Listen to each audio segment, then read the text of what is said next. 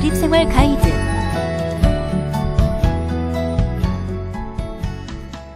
사람은 누구나 자신의 의지에 따라 원하는 대로 내가 원하는 곳에서 자고 일어나 먹고 싶은 음식을 정성껏 만들며 예쁜 옷을 골라 입고 집 밖으로 나가 학교를 가거나 영화를 보러 가는 외출할 수 있는 권리와 마음에 드는 곳으로 이사를 하고 거주할 수 있는 자유가 주어집니다.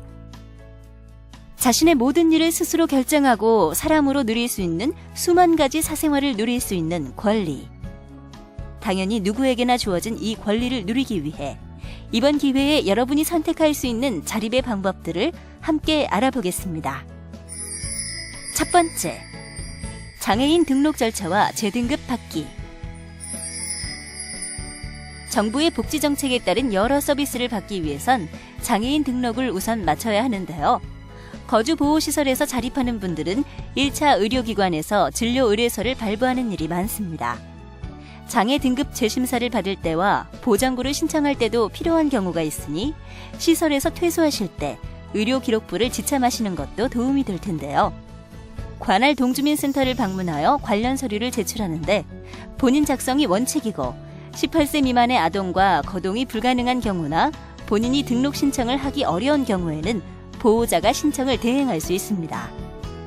읍면동 주민센터에서는 의료기관에 장애진단을 의뢰할 수 있도록 장애진단 의뢰서와 장애진단서 및 장애 유형별 소견서, 장애 등급 심사에 필요한 구비 서류에 대하여 안내해주며 전문의의 진단을 통해 국민연금관리공단의 장애심사를 거쳐 동주민센터에서 장애인 등록증을 발급합니다. 2011년 4월 1일부터는 신규 장애 등록 신청자와 장애 상태가 현저히 변화하여 장애 등급 조정을 원하실 경우 재판정에 필요한 장애 등급 심사를 받아야 합니다. 저희가 잘 처리해드리겠습니다. 걱정 말고 들어가세요. 장애 등급 조정 절차는 장애인 등록 신청 절차와 같고 장애 등급 조정 신청서를 작성하여 읍면동 주민센터에 제출하시면 되죠. 이때 의료기관으로 우선 방문해도 상관없고 의료기관에서 직접 장애 진단서를 발급받아 제출하는 경우 30일 이내에 구비 서류를 제출해야 합니다. 두 번째, 체험홈 입주. 자립생활 체험홈이란 장애인 생활시설 거주자 중 자립생활을 희망하는 사람을 대상으로 6개월에서 24개월 동안 지역사회 내에서 거주하며 자립생활을 처음 경험하는 것으로 지역사회로의 성공적인 전환을 위하여 일상생활 및 사회 적응에 대한 체계적인 훈련을 체험하는 주거 공간입니다. 이것은요, 저희 시설이나 아니면 집에서 살다가 나오시는 분들을 위해서 체험을 할 수 있는 저희만의 공간입니다. 그래서 여기서 혼자 사는 것도 있겠지만 지역사회에서 여러 사람들 어울리게끔 만든 곳입니다. 체험홈의 입주 방법은 크게 두 가지가 있는데요. 그 첫 번째로 여러분이 가정 또는 기타 시설에 거주하는 분일 경우 지역 내 장애인 자립생활지원센터가 운영하는 체험홈에 직접 계약서를 체결하는 방법이 있고, 두 번째는 서울시 복지재단에서 운영하고 있는 체험홈에 신청하는 것입니다. 다만 복지재단에서 운영하고 있는 체험홈은 일반 가정이 아닌 거주시설에서 자립하고자 하는 장애인을 대상으로 합니다. 그 장애인분이 직접 그 마트에 가서 선택을 하고 장을 봐서 구입한 것들이 이런 수저랑 컵 등입니다. 네. 이렇게 입주한 후 여러분의 자립에 필요한 다양한 학습을 진행하는데 금전관리나 음식 만들기, 친구를 만들거나 다양한 문화체험 등 여러 지원을 통해 자립생활에 필요한 많은 체험을 할 수 있죠. 세 번째, 기초수급자 신청. 자립의 토대가 되는 것들 중 중요한 한 가지는 경제적인 능력일 텐데요. 지역사회의 정착을 위해선 생활비는 기본이 돼야겠죠. 여러분이 재정 능력이 부족할 경우 정부의 지원을 신청할 수 있습니다. 여러분의 근로능력 여부나 나이에 관계없이 보호가 필요한 최저생계비 이하의 모든 가구가 대상이 되는데요. 최저생계비란 경제적으로 1인의 경우 소득은 급여와 본인의 명의로 된 재산을 환산해서 합한 소득이 57만 원 이하여야 합니다. 2013년 기준 기본 재산액, 즉 소득 환산에서 제외되는 재산가액은 대도시 기준 5,400만 원, 중소도시 3,400만 원, 농어촌 2,900만 원으로 부양 의무자가 없거나 있어도 부양 능력이 없거나 또는 부양을 받을 수 없는 경우 급여를 신청하실 수 있습니다. 신청 방법은 본인이나 친족, 민간사회복지사, 사회복지전담 공무원이 거주지 동주민센터에 급여 신청서, 임대차 계약서, 기타 서류 등을 제출하면 수급권자 본인과 부양 의무자의 소득, 재산, 건강 등을 판정한 뒤 급여 결정을 하게 됩니다. 이때 결정 내용에 의의가 있는 경우 60일 이내에 이의 신청을 할 수 있고 수급자로 선정된 가구나 개인에게 결정된 급여를 지급합니다.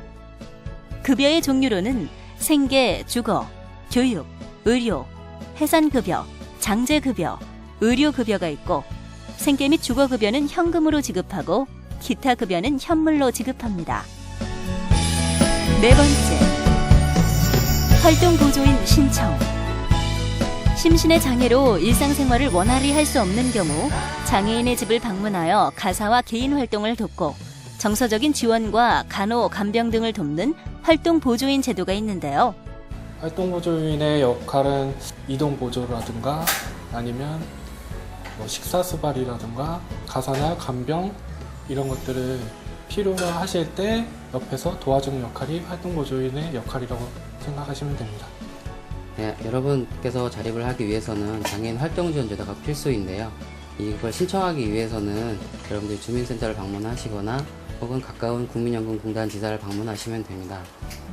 활동보조인을 통해 만 6세 이상, 만 65세 미만의 1급 또는 2급 장애인의 신변 처리와 활동보조, 간호나 목욕, 이동보조 등의 활동지원 서비스를 제공하여 자립생활을 지원하고 가족의 부담을 줄여 장애인의 삶의 질을 향상하는 데 목적을 두고 있습니다. 장애인 활동지원제도 이용하시면서 이용자분들께서 가장 궁금해하시는 것들이 이용 시간에 관한 것들인데요. 기본적으로는 1, 2, 3, 4등급이 나눠져서 등급별로 시간이 좀 차이가 있습니다. 그리고 추가로 받으실 수 있는 시간이 있으신데요. 이 부분은 독거이거나 혹은 실제적인 독거이거나 이런 경우 추가로 더 받으실 수 있고, 그 다음에 자립지원 같은 경우 6개월간 추가 시간을 받으실 수 있으세요. 그리고 배우자의 출산이거나 혹은 본인의 출산인 경우도 추가급여를 받으실 수 있고요. 또 학교를 다니시거나 직장을 다니시는 경우에도 추가로 받으실 수 있습니다. 그리고 지자체별로 추가로 받으실 수 있는 시간이 있으신데 서울시 같은 경우는 지자체 주민센터에서 신청을 하시면 되고요.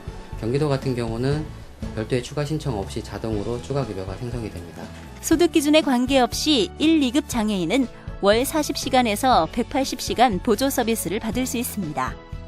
이를 이용하기 위해선 사회복지 서비스 및 급여 제공 신청서, 바우처 카드 발급 신청 및 개인정보 제공 활용 동의서, 장애 등급을 확인할 수 있는 장애진단 의뢰서와 장애진단서, 장애 유형별 소견서, 건강보험증 서본을 준비해 주민등록상 주소지 읍면동 주민센터와 전국 모든 공단지사에서도 신청이 가능합니다. 다섯 번째, 보장구 신청. 여러분이 일상생활 중 다양한 활동을 위해선 신체에 맞는 보장구가 필요할 수 있는데요. 보장구에 대해서 알아보겠습니다.